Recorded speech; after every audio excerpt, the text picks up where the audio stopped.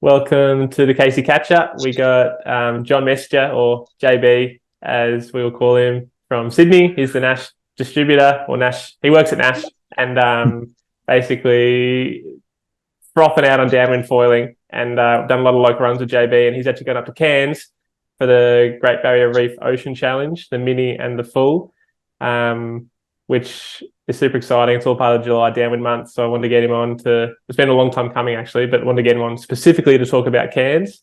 But yeah, thanks for jumping on, JB. No, super stoked to be here. It has been a wicked journey following the whole downwind thing, and lots of detours and changes of direction and stuff, but more excited about it now than ever. It's just growing and gaining momentum, and the work you're doing with the groups and reinvesting back into the sport is just coming back tenfold with the number of people getting into it and the journey being quicker. So yeah, really exciting to be a part of it.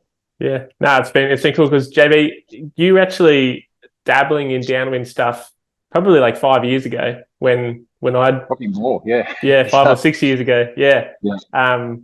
And then you kind of got sidetracked because you were close, but you had a few bad experiences, and then you sort of winging. Nash kind of released that Malolo and the Malolo wing, that would have been end of 2016. That's when I sort of started foiling. Well, that's when I started attempting to foil, and broke a lot of masts, broke a lot of paddles. Thought I'd broke my ribs a few times. The journey that we all went through, that was just endless challenging, and emails off to Chuck Patterson and to Kai going, dudes, is this really a thing, or is this just like a Kai thing? And then they finally made a slightly bigger foil, which turned out to be the thrust large, and that's what I started trying to learn to downwind on. It was about a 1250 equivalent, but just like a 70 centimeter span, really cupped over shape, like a full surf foil. And at this point, you had already been foiling, and I think you had already successfully what we would have called downwinding then, and we're getting some lengths and stuff like that. And I was doing small broken bay runs, and I was nearly able to get from Barrenjoey into the beach. That was about it. So I was getting probably 200 meters, but just cooking myself. And I can remember hearing that you were going further, and I was getting these wicked speeds. I can remember, talking with you, going, I'm doing like 35 Ks an hour. And you're like, dude, don't go fast. It's not about going fast, Yeah. And then, as you said, the winging came out. So, Nash launched their wing, and got hold of those early. And then straight away I was like, oh man, this is way easier. Let's do that. And that was an interesting thing, sort of chatting with you on, every month or whatever. We sort of just crossed paths, and you were downwinding. Your downwinding was just getting better and better, and my winging was kind of getting better and better. And I'd always look at your stats and go, hey, I'm still going quicker than you, still going quicker than. And then all of a sudden you were going quicker than me, and I was like, all right, now this looks like it's becoming something. Not that it's all about speed, but it does tell you something when you can see something being more efficient. And that's sort of, it was really cool to watch it become something. And I think, you're obviously a very integral part of that. I mean, and, Kai and a handful of the Hawaiian guys and Dave and those guys really paving the way. And then I still remember that the one day before work, I think you reached out and said, does anyone want to downwind? No, it's good southerly. And I was like, yeah. And that was my first paddle downwinder back in like a year of not doing it. And I think I literally paddled the whole 8Ks from Makaha to Mona Vale, swearing. And that was one of your adult tantrums you got to experience. Yeah. I've witnessed a few. That just set a fire under my seat. That was like, all right, that's it. Wings going away. I'm not letting this thing beat me. Yeah. And haven't looked back since. Yeah, it's been cool to watch your journey, JB, because mainly because you're a heavier guy, and the challenges that come with that. It's really helped my coaching, like coaching bigger guys, because but also just the time you put into it. You take it seriously. Like you're doing your flat water paddle ups if you have time. If there's any sort of bump at brown water or white rock, you're out there practicing your paddle ups, and you're using your downwind equipment regularly, often, probably 2 or 3 times a week. There's downwind specific training going on, and it's paying off. You're putting the time in, and it's looking at doing a 50K or 48K downwinder in Cairns later in the month, which is what I was trying to get you to join me for last year, but it was just a little bit too much. Yeah, I wish I did it. I wish I did it even to fail. I mean, there's a few things I look back on now, like even the 20 beaches. Although it would have cooked me, I now look back and wish I did it. but yeah, I mean, it has been a super cool journey, and I do take it pretty seriously. In the fact that, and I've unfortunately got a very competitive nature, and I don't like things beating me. And it's that's what I like about you, JB, because it's not about other people beating you. It's about the goals that you set. Yeah, you want to beat yourself. Yeah, it's a good way to be, I think. Yeah, no, it's really got me. Like I set these, I don't know, I'm not going to call them unrealistic goals, but I set these super high targets, and I push hard, and I don't take no for an answer. But at the same time, I'm starting to become more and more aware of a few of my limitations. But they're not dead ends, that's for sure. There is workarounds, and it's been epic. It's been a real test of lots of things. Yeah. I think it's worth going into like just the training runs that you've done, and the flat water stuff's pretty self-explanatory, out in the lake, practicing how small a foil you can paddle up in, the efficiency gains you can go from paddling up a bigger foil, and where that heart rate is the best, which I think a lot of people will get a lot out of, but also the bumpy water paddle ups you do. So in the ocean in a nor'easter, or down at Palmy in a southerly, or Palmy in a nor'easter too. But then the westerly runs you do as well. So maybe talk about the conditions we have available and how you've used that to your advantage. Yeah, I mean, it's the biggest hurdle for me personally, I find with downwind is the exertion and the heart rate side of things. So efficiency and the 10,000 repetitions rule, like it's all the things that are the hardest, the things you got to practice the most. So paddling up and having the ability to ride in the crap, I guess, like in the junk, is super, super important. So as I said, like every afternoon after work, particularly through summer, like if it's 8 knots or even if it's 5 knots, I'll paddle 2 Ks into the wind, and then bumpy water paddle back up and practice trying to recycle tiny bumps, practice pumping over, practice pumping back. It's also fitness too. Flat water training, there's something in that, whilst it's not the be all and end all of getting it, well, it's actually got nothing to do with bumpy water paddling up for downwinding, but it sets a compass, it sets a bearing point in your mind of what 100% is. Because I see so many people in the ocean give up, and it's like, dude, you had so much more to go. Yeah. So the flat water thing is good for that, because it teaches you what you can and can't get away with, and teaches you that the end is not normally the end. But I like doing a lot of shorter runs, particularly trying to stay fit. I mean, working with time frames as well. That's normally my hardest thing, is windows of opportunity to do things. But a regular. I mean, I would rather do 3 runs at Palm Beach. Like I'll run up to Barrenjoey, paddle out to Joey, and do a downwinder to South Palmy, and then run back up the beach and do it again. It's about a 2K beach, ends up being about a 2K downwinder. I'll do that 3 times in an afternoon if I can't coordinate something with any people or whatever, if it's just too light to do a proper run. Again, just recycling a lot of those skills that, I mean, the idea, I guess, is that when you're out downwinding and when everything's on, you don't want to be learning it then. No, you want to have embedded those skills so that it happens naturally and organically while you're running. So then you're thinking about other things like, okay, the bumps are better out there, or I can see a wind line out to sea, or and have what's happening under your feet just sort of happen organically. The bay runs and stuff were definitely a means of a more controlled environment, I guess, a safer and easier one. So a lot of pit water runs, a lot of bay runnings, and a lot of bigger foil stuff. And the bigger foils tend to suit me, as you said earlier on. I'm on the slightly more generously proportioned side of the downwind foilers. You've lost a lot of weight, actually. Well, downwinding nails you. Yeah. So when I started downwinding, I was 107 kilos, and I sort of tanked out at about 82. I'm sitting at about 90 now. Yeah. But even that, like if we get a good wind of week, I'll get a good week of wind. I'll get down to like 86 pretty easily. And you do burn a lot of fuel. And that's a big thing now. I've spent a bit of time now learning nutrition a lot more. And not that I don't want to be at 86, but it's not good, because I'm at that sort of weight, I'm probably burning a lot of muscle mass and that sort of stuff, where I should be fueling up to burn carbs and fuels and stuff like that. So it's all a learning process. But yeah, so the training things, the short stuff is what makes it all. So that when you jump into a big run, and I haven't done a lot of big runs, I mean, 20Ks and stuff is sort of my biggest runs at the moment. But you lean back on it. I know during an Av to Manly run that I did with Kista quite a while ago. It was really challenging between that freshwater stage as you're leading into Manly. And I know I came down twice, but I was back up on foil within a minute. I look back on my stats going, well, that's just practice and time in bumpy water, time paddling up, time comfortable with your kit. And that was just getting knocked off by chops and rebounds and backwash and that sort of thing. And being able to get back up and not burn yourself, that's kind of what's going to make the difference, hopefully, in these longer runs, because efficiency is everything. Yeah. And like you said, the other advantage of the shorter runs is playing around with gear, which is something you've certainly done plenty of. That's probably more of a negative of my training than anything else. That's one of the things. It's like, JB, what have you tried this week, and have you actually gone back to what you thought was good, or you just he's got about 100 different setups with lots of everything, and I'm always tinkering with something. So I've normally got about 5 or 6 foils rigged up, ready to go. Yeah.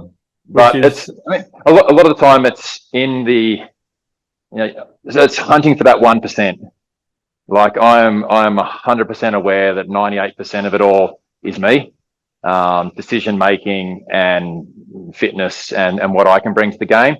But there is definitely little 1% to be had. And, those that are in the Casey Club will know of my definition of the conundrum. And the conundrum is I want to go faster and more efficient, i.e. my 1,000 foil.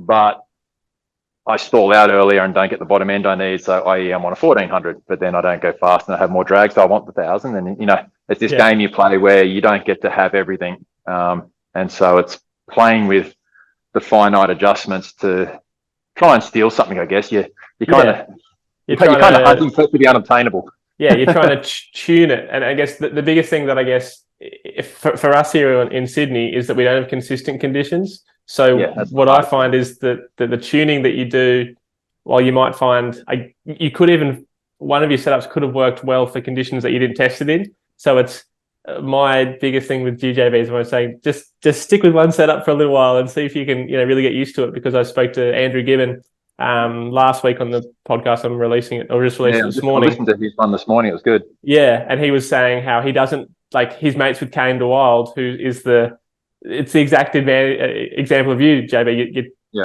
changing everything to get that 1%.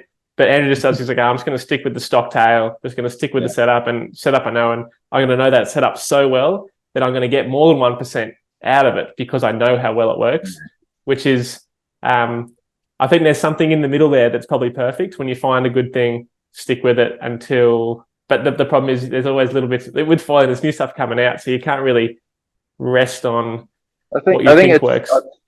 That, as you said, you led into this with that we have such tricky conditions. I mean, I don't think any downwind is ever the same anywhere in the world, but ours are definitely not. Like to get a run where you could even do 2 back-to-back runs, like if we did even 2 5K runs back-to-back, they're going to be worlds apart. And so to really accurately test what does and doesn't work, or not so much works, but what isn't favourable. Because I guess the big thing to any of the guys that are getting into downwind out there, there's no gear that doesn't work really, and there's no magical foil. Every plus on one side has a negative on the other. Like every time you gain in one area, you're going to lose somewhere else. You cannot get it all. And so for me, like when I'm trying to play with a 1,400 versus a 1,240 versus a 280 tail versus a 220 tail, and you'll do a run, you're like, it felt good, but it was a little bit draggy, so I'm going to drop to a smaller front but keep the bigger rear. And you go and do a run straight afterwards, and the conditions have changed. It was 12 knots north southerly with an east-west swell, and then all of a sudden, it's east southerly wind with a north-south swell, like whatever, and I'm twisting it up on purpose because our conditions are often like that. There's just stuff coming from everywhere.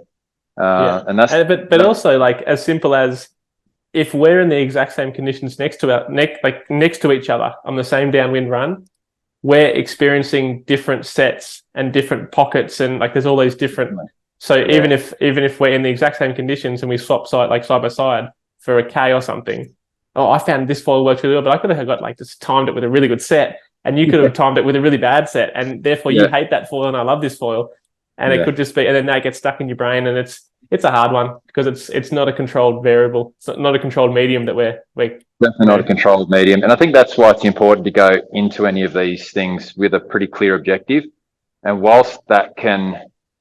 Sometimes you can cloud out the other parts that you might not be looking for, and that's where the hard thing is. So when I go in with an focused on an objective, I do a lot of data and a lot of numbers to those that know me, and I do actually go back and look at them all, so I don't just get it off for Instagram and go, hey, look at me. It's great stuff to look back and go over your graphs and go, okay, the lows were here and the highs were there, and you can even drag it into Excel and eliminate, the top 10%, top and bottom 10%, and grab the middles and look at where the averages are, taking off the fringes, and then try and read what that setup did for what you're looking at and things like that, because it's important to know what you're looking for. And I think too many people go, oh, I couldn't stay with the swells, so I got to get a smaller foil. So, well, no, it's not really setting you up for a scenario. That's just setting up the dream run. I mean, yeah, we'd all love to be on a 600 foil and just smoking on one swell the whole run, but sorry guys, it's not going to happen. It might, but it probably won't. Not every time anyway. So going, having multiple different columns, and it's an endless journey of setting it up. And I guess the cool thing is Cairns probably a pretty controllable environment in a lot of cases, because it's kind of like a bay run on steroids or a groomed ocean run. And probably more likely to get similar-ish conditions there. Not that I should be testing you out there before a race. I've kind of locked my gear in. You will, but I will. I will take everything up. So it's the testing things. It's hard, because I do go, right, that's it. This is what I'm going to ride for the next month. Don't change it. And then you'll have a bad run, and you might feel it was drag, you're saying, or if it's really bad, I'll ride with someone else and see them doing better, and you're like, oh man, then the ego comes back and takes you back into the into the numbers, and you start trying to work out, well, where can I pinch that 1% from, which is and that's kind of a really cool game with it. Is, I mean, the beauty of it is it very clearly works for your type and Andrew's type of personality, where it's like, right, let's pull it out of the box and strap it on and off we go, And there's a lot of people out there that are like that. There's guys that buy a surfboard off the rack and ride it with the Clear G FCS fins and never take them off for the life of the surfboard. Or there's me that goes in and goes, right, well, I'm going to need 3 sets of fins. I'm going to need, all these different things and adapt it for the conditions that they're at. But it's only worth doing that if you enjoy doing that, for one, because sometimes that's the sport in itself. And I'm sure that's what Kane's like as well. He probably he would enjoy taking the data back onto the computer and nerding out and looking at numbers and whacking stuff in graphs and and I've tried to add a bit more of that to my foiling. Definitely for surfing, like I use the stock fins. It's with the Sonoma boards, and it's just like, and I've played it like sometimes the fins, I get a set of fins and I love them, and then I lose them. I'm like, I'll just go back to the stock fins, and I don't get stuck on. I just get so used to it that's like, this is just how it is now. But it's got to be pretty bad for me to change it up. Whereas sometimes you'll have it feel good. You're like, I want to change it because I think I can do a little bit more of this to make it even better. And that's not in my personality. I got to force myself to do that. Whereas for you, it's like natural. Yeah, I feel things at the time. I mean, a lot of that I was a sailor at an early age, and then windsurfing. So I did a lot of windsurfing, competitive windsurfing, in slalom racing and course racing and stuff. So a lot of that is gear tweaking, and a lot of it's 5 more millimeters of downhaul and 2 more millimeters of outhaul, and trimming and lightweight and playing with numbers. Moving your stance 0.5 centimeter forward and 0.5 centimeter back, and constant testing, and then going through the kiting days of the first bars you used to get. I started kiting when it first sort of started, and you used to get this bag of parts, and you'd have to put it together yourself, and the bits were a bit average as well, so you're throwing half the bits out and making your own bits and tying bow lines here and making do. And I've kind of gone through a couple of generations of where the stuff was at its very infancy, and you're making a lot of stuff to put things together, and I enjoy that part of it too, which is but these days, I mean, as I said earlier, I mean, the gear that you get, I mean, obviously Nash is the stuff that I represent, things like that, but like there's not a lot of mainstream gear, label gear out there that you're not going to be able to pull out of a box and go and have a ripping time on, Yeah, everything's getting better and better. Like for sure, every brand has got foils that work really well, and it's so cool to see. Foiling's come a long way in 6 years. Huge. It's crazy. Super cool. And I think if I think back now, I remember seeing the first bit of footage of a guy on a SUP with a foil on it. I think it was like a French dude or something, and it was like way before. way Stroker. before anyone. And I remember watching going, what? Like, nah, there's no way you're going to be able to balance a sup on one point, dude. You're tripping, and sort of washed it away. And then it was kind of, kite foiling was always there, but it was quite hard. I remember trying to kite foil back in, I don't know, 98 or something like that. And that was when we used to use snowboard boots, like very similar to what the tow guys would use, like a full steel foil and snowboard boots and stuff. And you nearly drowned just trying to set yourself up. And then it was just like, I was like, this is not a sport, and then as we went into that 2015, 2016 year, Nash started making some kite foils, and then, then Kai broke the internet, with not something new, but he made it. Well, it wasn't popularized really. it. Yeah, he kind of went, here's the window, guys. Let's all jump through it. And but the thing for me about that video was it was him downwind foiling, and it's kind of come full circle. Yeah, he had it right from the start. Like if you watch that video, like go and look that video back up. It's unreal because he's just like surfing in the middle of the ocean and going 500 yards this way and 500 yards that way, and no crowds, and that's exactly what we're all hunting after now. And also big long skinny board and skinny small foil. Yeah, for the time. It's he was kind of onto it, and we've gone full circle with it. And I know I always laugh at because people that don't foil struggle to understand, well, one, why we foil to start with, because they think we're dancing on razor blades. Yeah. But people that don't downwind go, man, it just looks like such a punish. Like no one ever says that was so easy and so delightful, and it is. We're so stoked, but they don't understand what we're hunting. Like from an early age as a kid, like from the first time your parents pushed you on a swing, that buzz of dropping with gravity, and it just set you off. Like you watch a kid on a swing, man, they're giggling like there's no tomorrow. And then you get a skateboard and you start going down hills and you're getting that same gravity drop feeling. And then all of a sudden you're riding ramps and stuff. And then you're on your BMX bike and mountain biking. And surfing is like a small part of that. It's like, you drops there and then it's over sort of thing. And now foiling, we're back to being that giggling little kid, getting pushed on the swing, going for tens of Ks down the coast on our own accord with this endless downhill if we play our cards right. If you don't, then you're walking back up the hill every time to start again. But that's not the end of the world either. But and that's that's what it's like. Is it's that inbuilt feeling that gives us joy about riding downwards, and that's it's the most amazing feeling ever. Yeah, gravity fed. It's there's nothing like it. It's like you said, like I'll push myself in the swing, and even just like on the trampoline and just going from up to down, he just like giggles. And as soon as you take him off the trampoline, he's like crying because he wants to go back to what he was doing. It's like the drug is gone. Yeah, seriously. And that's like us when we can't downwind. I mean, the last 2 months. I mean, I think I've downwinded twice in 2 months, and it's killing me. Yeah, and I missed Sunday with that southerly which came in, and then I missed the Monday westerly as well. I'm so bummed I haven't done any runs before Cairns, and hopefully we'll get something this week. But yeah, so let's go into Cairns. Tell us. I did it last year, and you did the mini last year. But tell us what Cairns, the race, the Great Barrier Reef Ocean Challenge is. Like Cairns, or I think you labelled it the other day as the poor man's Molokai. Actually, I think it's pretty fitting. No, it's Cairns is amazing. I mean, in the kiting days, we used to go up there every winter. They used to have these excellent big kite festivals and stuff through winter because their winter is like summer. It's beautiful up there. It's 25 to 30 degrees. They generally get a nice southeast trade wind.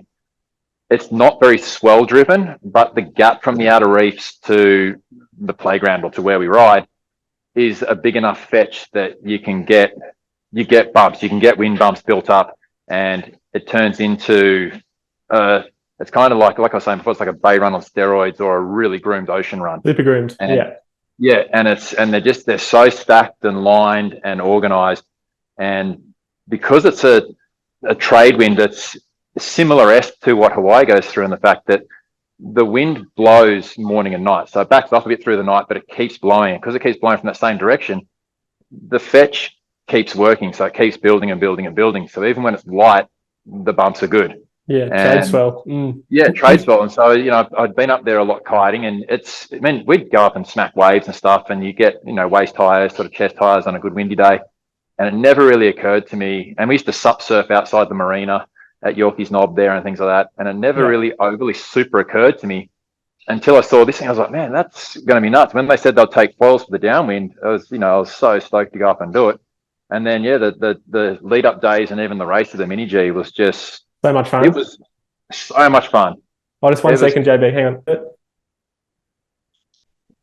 Yeah, cool. So I mean, the mini G was just. I mean, I remember rocking up. I did a run on the Thursday. The race was on the Saturday, and hooked up with Tim and Craig, and we just ran up the beach at Yorkeys, paddled out up on the sand spits, and even just foiled around Yorkeys Knob, the headland, and came in at the marina.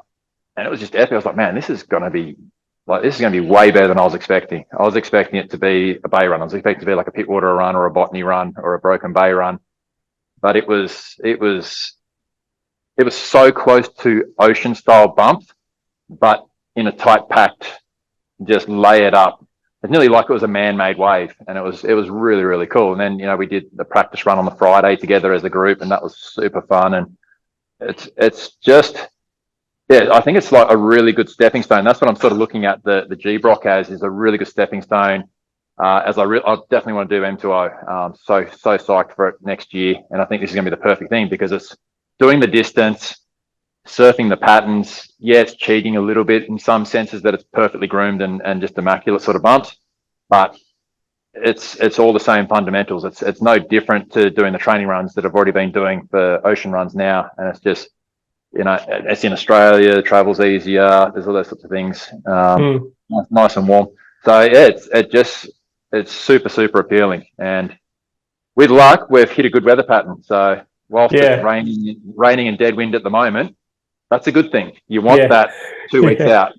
Yeah, it means it's not going to be raining and windless for 2 weeks straight, that's for sure. Like you said, JB, like it's the biggest question I think I have for you is, you know, you just said before your longest run you've done so far is about 20 Ks. How do you think you're going to go with the distance of, well, it's pretty much 50, you know, minimum, because of the angles you got to take when you foil.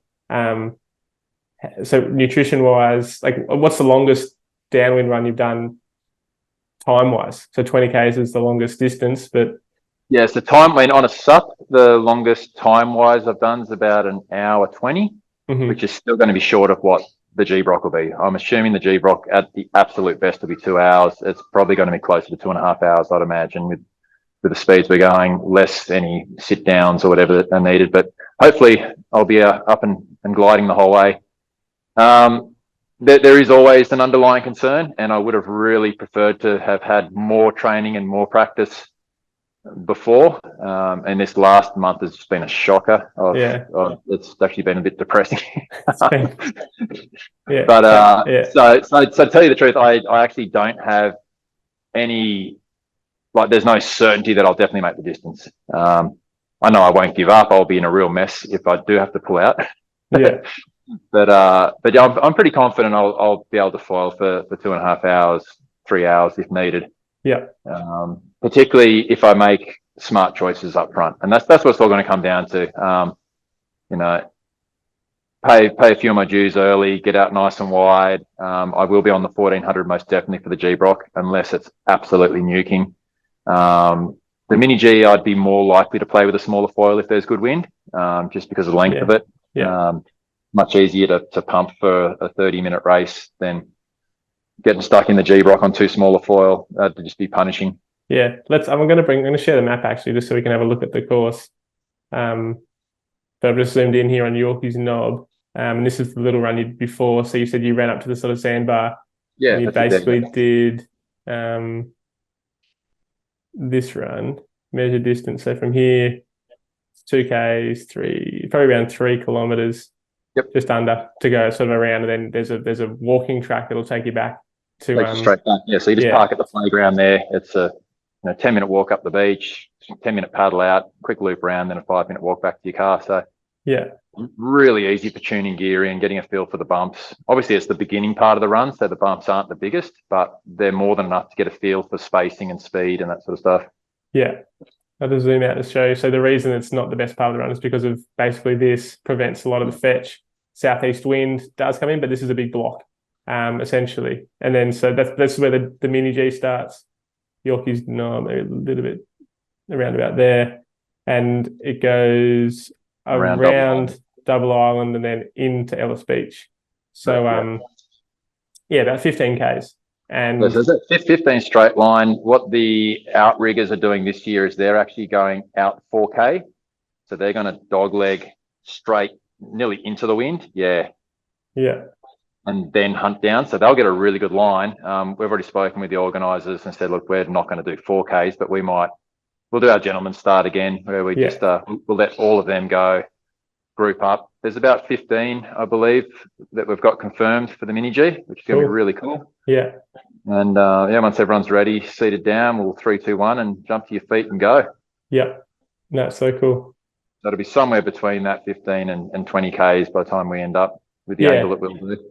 Yeah, it'll be it definitely, depending on the wind strength, obviously makes a huge difference. Last year, because the last year's race started pretty early, and which I guess it always starts early, but the wind, it felt early because the wind wasn't up. And normally we'll go on around midday-ish was kind of the best time for the runs, like from then onwards, which is pretty standard for everywhere. Windier in the afternoon in warm spots. And it starts at was it 9-ish? Yeah, I think 9 they left the beach. Yeah. So it's on the earlier side. I mean, there was bumps, but it would have been nicer to hold back an hour at least. Yeah. Which we still might do, because I think this year we should all be going a little bit quicker. I mean, you were in on the beach way before the first ski. So we've probably got half an hour up our sleeve. We don't need to rush into starting like we don't. There's no rush to win either. We're only racing. It's like cycling in a running race. It's not really. We're happy to come last as long as we're not as long as we're not having the organisers wait for us. So it's the hard thing with foilers at the moment is that you're either the fastest or you're the slowest. Because if you're not getting up, you're paddling a 6, 7, 8 foot board for 20 Ks, with a big fin on the bottom, which isn't doing anything. It's a long, slow slog. It's a long slog, much slower than any other paddling craft. But if you're up on foil, you're way faster than everything else. So it's I guess for those that are new to downwind racing, just for the sake of events inviting us back, always err on the side of the bigger foil, because it's going to get you up and going sooner, and you're going to see it. Even if you're the slowest on the slowest foils, you'll be so much faster than any other craft as long as you stay up the entire time. If you can never get up because you're using too small a foil, you're going to ruin it for all of us, and they're not going to invite us back to the races. And it's also about being smart. I mean, you're constantly talking about foil choice. I mean, it is singularly probably the most important decision you're going to have to make for the whole run, because it'll make or break how the whole rest of the race goes. Like, decisions and everything aside, if there's not going to be any major ground swell here, there will be a level of swell running through from the wind, because as I said, that the fetch from the outer reef is quite far away, so there is a lot of energy coming through. But it's not going to be like an ocean where you're going to have a 10 or 12 second period bump coming through, which is traveling at 35 Ks an hour. You're going to have probably at best a 6 second period swell, maybe a 6 or 7 second period swell. And they're going to max out in that sort of 25 K an hour realm, 25. So there's absolutely no point being on a foil, which is the sweet spot is any higher than that. Yeah, it's look, you can be just to work harder. Pump downwind the whole way. Yeah. So it's so that's the thing, is making it easy to get up, making it easier to cut out, and playing an efficient game, particularly for the longer one, is I think it's going to be key. Yeah, it's interesting. You said you're probably more likely to use a smaller foil on the first one, which makes sense because of the distance. But in terms of the actual entire run, and just for those that are wondering, the Great Barrier Reef Ocean goes all the way to Port Douglas, which is about 49, 50 Ks. And you can kind of see, once you're outside the island, basically, or from every time I've done this run, from Ellis Beach downwind has always been the best bit, really. Just more fetch, and I mean, between Oak Beach and Ellis Beach or Double Island is kind of the sweet spot for the run. You can get really good conditions from Yorkies to Palm Cove, but if it's good there, it's going to be really good for the entirety of the run. Yeah, true. But the problem, obviously, it makes sense. Like, you're not going to use too small a foil, because the beginning, if it's lighter, is going to stuff you, and this last bit at the end can stuff you as well, just because of the reef really stuffs you up, stops the fetch, and it's not a pump in, there's still bumps, but they're just much slower bumps. But Double Island to the reef was pretty crazy last year. I was on a 10.99 because it was flat at the start, and it was the perfect foil choice for the first bit, but then the middle bit I could have been on something much smaller. But at the end, I was happy I was on a bigger foil again. So it's So, and that's the thing. I mean, I generally don't find. I mean, I don't get booted from big foils.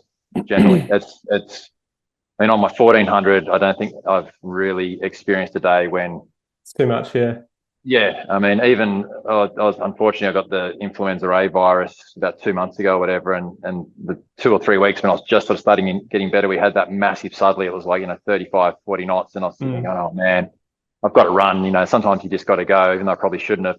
So my thing was, I'll use my 14. That way, I know I'm not going to be working hard. And I think I still did like 23k an hour average the whole run, like 240 or whatever it is, 238 or whatever it is. On the 1400, and not once did I ever feel like I was going to breach. And that was decent size swell, lots of wind, lots of energy. Yeah, probably could have gone a little bit quicker if I was on a 1200 or a 1000, but it's not slow on a big foil by any means. And you definitely don't use the energy. Yeah. I guess the other thing is for this middle stretch here in Cairns is it's never going to be, well, not never, but when I experienced it last year, this stretch, it was always pretty organized. It's still that organized ocean run or big bay run. So the bumps are pretty clean, and you're less likely to get overpowered in this stretch than you are in like the middle stretch of Molokai to Oahu, for example. Yeah, exactly. Where you're going to have some bombing sets and that sort of stuff, where it's a totally different. I think M2O, man, just looking at past years and looking at what the skis went through a couple of months back, even without the wind and stuff like that, it's 4 downwinders in one. And I think you'd nearly be smart to pack a front foil in your backpack. In your backpack.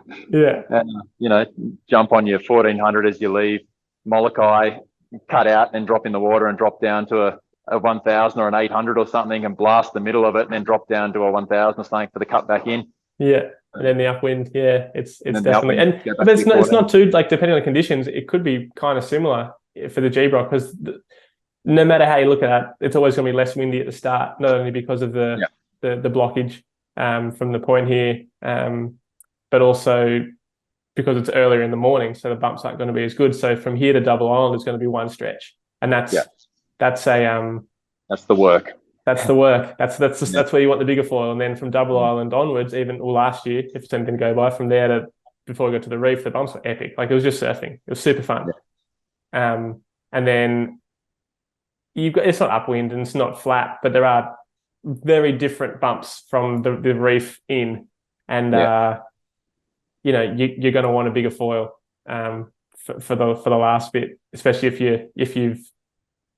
you've used too small a foil for the entire run, you're going to struggle at the start. You're going to burn yourself out. You might enjoy the middle bit, but the end bit's going to hurt. So I've pretty much got my decision made. Like, unless it is literally 25 knots, I'll be on a 1400, I think. Which I think, the beauty is, we're up there. I'm so stoked with the team that's going up. So we've got a little share house together. First week we're in Palm Cove.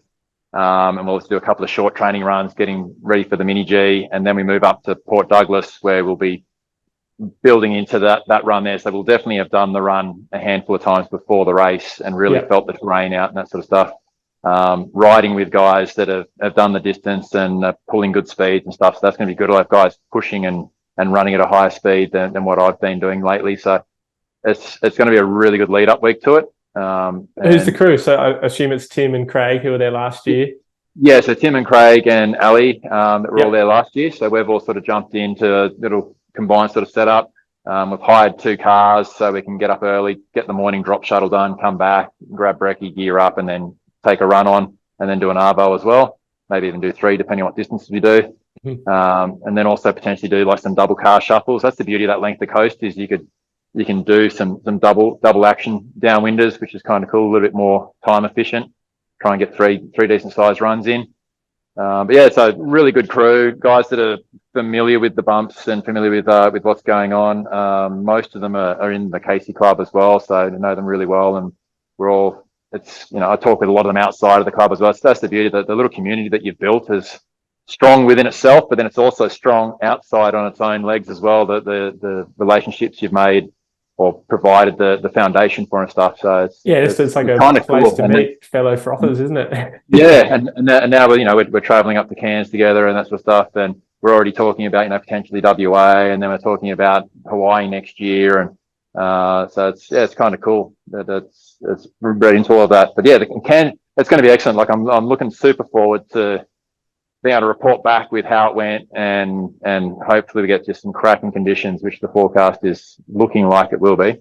And so you're up there for 2 weeks, or is it like 10 days? Or yeah, it's pretty much 2 weeks. So I think I'm going up Wednesday week, and I come back the Tuesday week after. So just short of 2 weeks. Yeah, I'm so bummed it clashes with Maui to Molokai and the Paddle-a-Moola race, because I want to get up there again. I might still go up for a late season sort of mission just to get a few bumps and some warmer weather.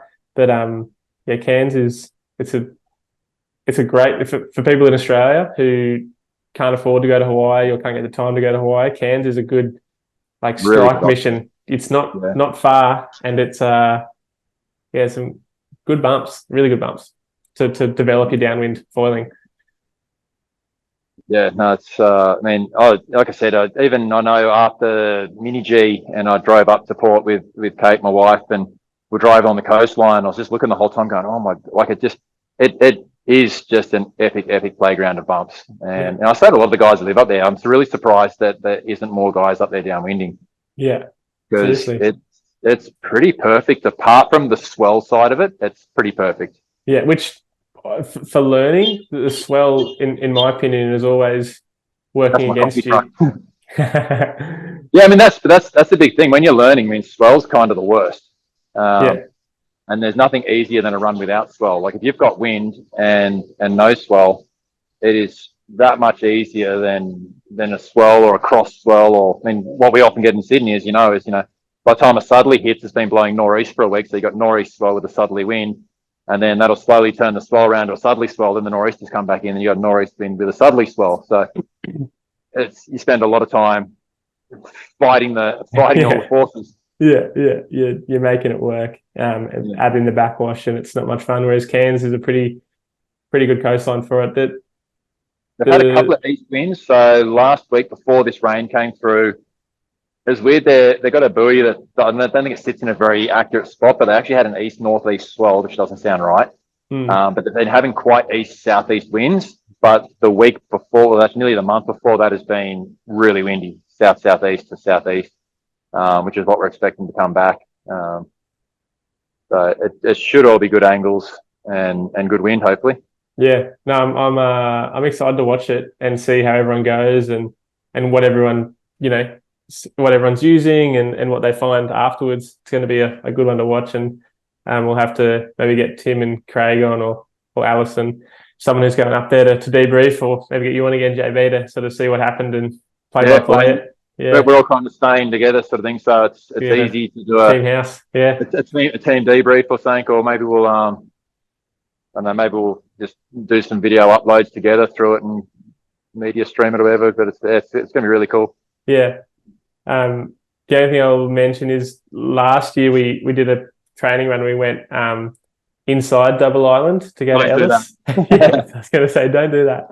Yeah, don't do that again. That's important, because I did it through the race as well. Like because it said the race was light, and I got to the point where it was like, it's now or never. Like either do the cut and start working hard, or relax back. And the bumps were actually really good. The wind was light, but the bumps were good. And my mindset, stupidly now in hindsight, was, bugger this, I'm going to have fun on the bumps. I'd rather get 5 really good Ks of surfing and then, forfeit the race or whatever. I didn't really care. It was all for fun. Then work for 5 Ks to get around the island. Now, in hindsight, the bumps were really good on the backside of the island, and it would have been worth and plus I would have made it for the race. But yeah, the gap between the islands is not nice. Yeah, I think you want a high-ish tide too if you are going to do it, because it's there's certainly some shallow spots, and it just goes like, it's amazing how the wind, even you were saying like 10 to 15 knots, I think, last year's race. But it was amazing how flat it was when we did go through the day before the race. Like there were bumps, but it's like the reef. So small and slow, so you just had to pump. It was just So don't do that. Go around the island. I mean, to any of the crew that are going up, and obviously we'll be talking with everyone anyway, but once you get halfway down that run, which is kind of when you've got to be at a half decent trajectory, you can sort of bleed a bit of height off to get your speed up, but you got to start cutting out. You're better off coming off foil and just do a slow paddle out for a couple of K. and then yourself back up, or even just go as far as you can and paddle out closer to the islands if you want. But definitely worth going around them. Yeah, a lot better out there. Yeah. Well, I think I know you're at work, JB. So unless you got anything else, we'll wrap it up. Yeah. But no, it's good to just get some get in there with the Cairns side of things for Downwind Month. But it's so epic. There's so much downwind happening at the moment. Like, I mean, we touched on it earlier, but seeing the wet feet week back, and then obviously the mammoth downwind effort. Olivia crazy. Just absolutely killed it. And now you got everyone gearing up for M2M, and then you've also got the Gorge coming, and you've also got M2O, the Muir, Cairns, 2 races up in Cairns, and foils are a part of everything. It's so good to see. And then WA later in the year too. So it's I think off the back of all these, we're going to see a lot more. People that are organising events go, oh crap, we need to have the foils involved.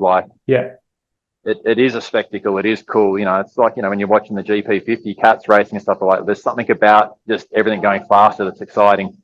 Not that stuff downwind is not exciting, but it's definitely. I mean, and this is a big thing to guys out there that are thinking about it as well. Like I remember going to Hawaii every year for the Nash meetings and things, and sup downwind, while I could do it at my size that I was then, and probably even now to a degree, you're riding a wider board and they're slower, and downwind, you look across at a 70-kilo bloke and they're having a blast and surfing every wave for miles, and you're paddling nearly non-stop the whole way down just to keep your 26 wide or your 28 wide and going for the whole run. And then you bring that little bit of stoke that you had there back to Australia, and it's non-existent.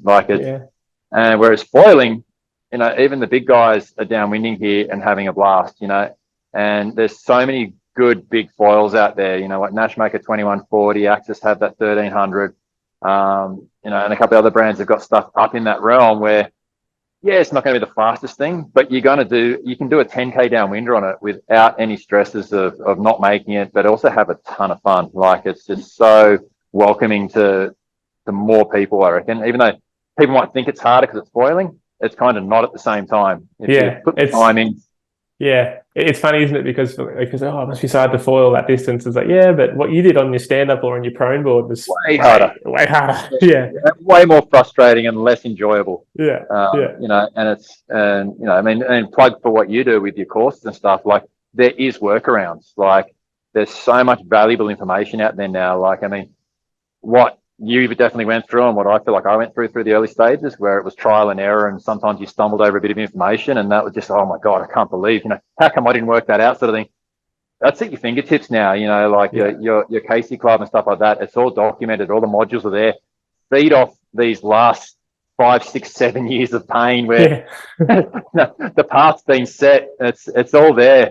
And it's and even now I'm learning from all the people that have signed up and said, oh, I've done this, and it's like, oh, I remember that, and then I sort of redigs the memory and then give the advice. But even there's almost, with the longer boards, longer skinnier boards and faster foils, there's actually new problems arising, like balance. How come I can't stand up in the bumps? It's like, well, especially another boards. Conundrum. Exactly. Wide versus narrow. Exactly. And there's pros and cons to both, but generally speaking, if you're new to it, a long and skinnier board with high volume is going to be better for the flat water because balance is less of an issue. And then the wider, more stable board is going to be better for big, messy downwind conditions. And it's about paddling up with that downhill or paddling up just using speed in flat. And they're very different things. But there are crossovers as well.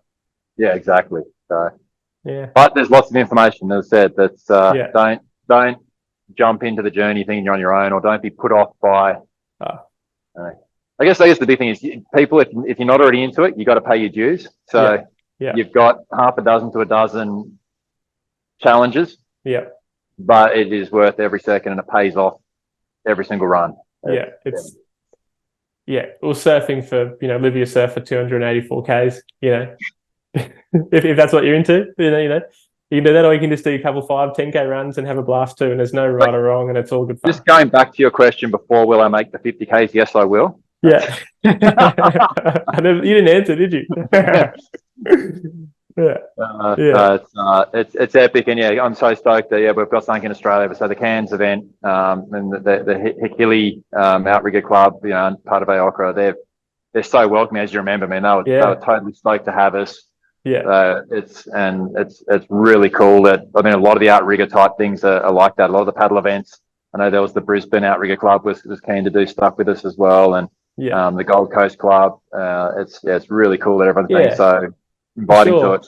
And I think the biggest thing for us as like downwind foilers is getting our skills up to a level that we're comfortable that we can compete or that we can do the event, because we don't want to, like I said before, we don't want to be stressing out the organisers so that they don't invite us back. The reason I did it's not a rock up to learn session. No, it's a rock up because you have learned. Yes, exactly right. Like the 20 beaches race I did, which we touched on earlier, JB. I used a 12:01, and like there was no wind. It was no wind. It was just swell was going the right direction. I did that, and I was confident that I could do it. And I wanted to show organisers that in the future, foilers will be entering these races with no wind.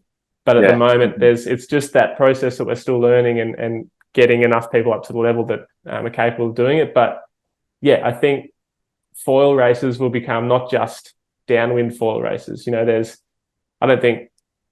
can't see myself entering a flat water race on a foil, like a long distance, but it's doable. Like I just don't think it'd be fun. I mean, but guys, sprint race, guys. Sprint racing.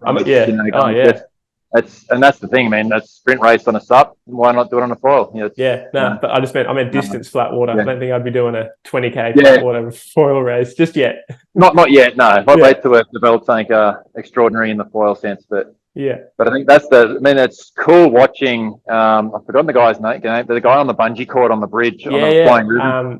Lucas. Lucas. Right. You can grab it there. Like you'd normally think, it must suck to live there because he hasn't got an ocean. No, he's ripping. It's like, and you watch the guys doing dock starts and the guys on rivers and lakes, and it's just so accessible, and they're all stoking on the same thing. It's really cool. Yeah, and building the same skills.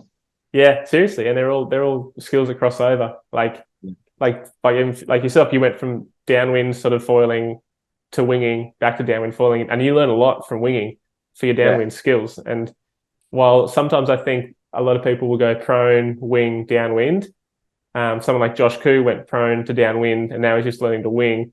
And I think it's helped his downwind journey because he just went all in on downwind, and taking the sidetrack of winging can sometimes distract the downwind goal, which we saw with you JB, a little bit. But it does help your skills. It just makes it a bit of a longer process. It helps your skills, and I think at the timing for me, it bridged a gap in equipment that wasn't present. I mean, you had the skill and ability, and the other thing too, like I've never been a downwind guy. Like even sup, I can downwind. I'm not good at it. Yeah, you are an extraordinary good downwind paddler. I mean, as is Dave Cassane and stuff. So when you guys jump on downwind foiling, you're just learning a new sport in something you already know how to do. For me, I was learning a new sport in something that I'm not very good at and don't suit and wrong body type and all. I've got a million excuses. You're ready. You're ready to race. You got all the excuses. And now it is definitely, as I said, it's more accessible than people think, downwinding. And I know a lot of people get scared from it. A lot of people go that, because you hear all the stories. It's the hardest thing I've ever done in my life. But all the best things in life are. It's like it is worth. That's part of the appeal, I think, is that it's hard, but you put the time in, and it's the most rewarding thing you'll ever do as well. Exactly. Yeah.